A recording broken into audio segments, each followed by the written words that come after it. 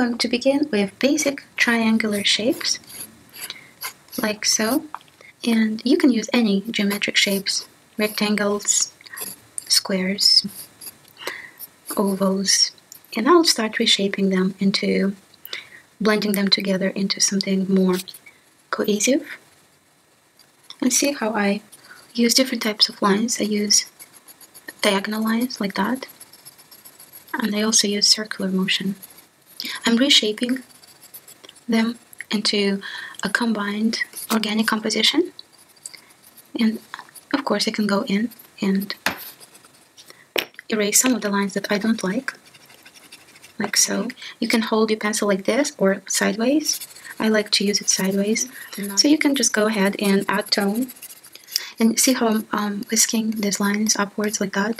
It's more like this actually. Just think about how you're going to block in your bigger clusters of clouds. And underneath it'll be darker as well as remember that clouds cast shadows on each other. We have to add contrast now by adding more pigment.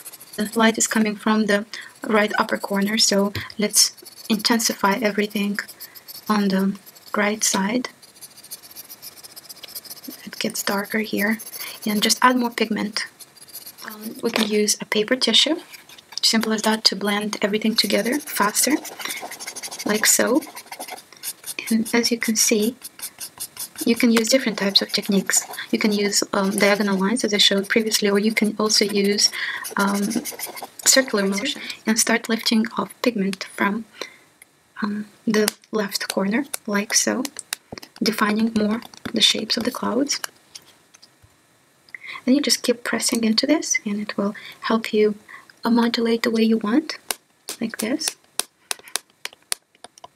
And just press into it like tapping, so we can define more. Do not erase, make sure you do not erase all the lines. But drawing clouds is a cyclic process. You constantly go back and forth, darkening and whitening the areas that you don't like or don't want.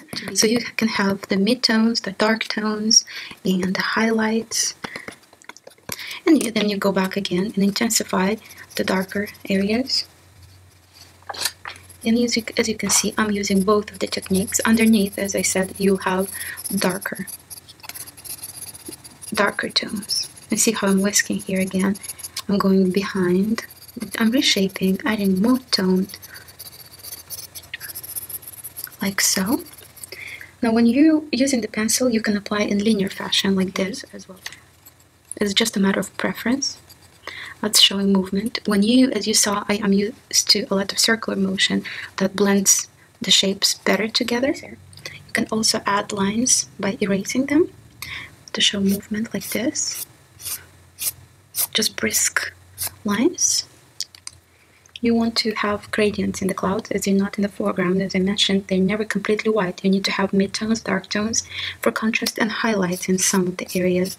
So you also want to have a lot of movement and definition, like on a cyclical process.